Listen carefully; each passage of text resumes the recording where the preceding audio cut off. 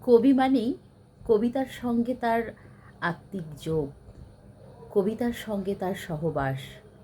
আর এই আত্মিক যোগ যখন গাঢ় হয়ে ওঠে, তখনই মনে হয় এমনই প্রেম, এমনই ভালোবাসা জন্ম নেয় কবিতার প্রতি।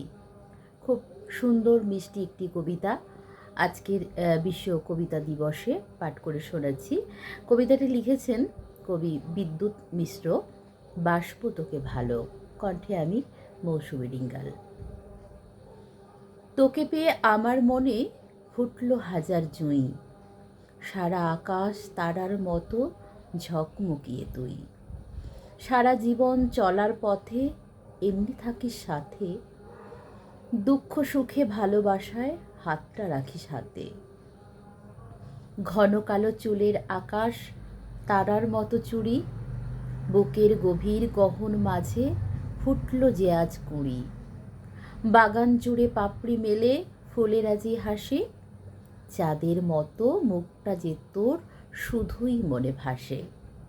এমনি থাকিস আমার বুকে ছড়িয়ে তুই আলো, ঝড় বৃষ্টি তুফান আসুক বাসবো তোকে ভালো।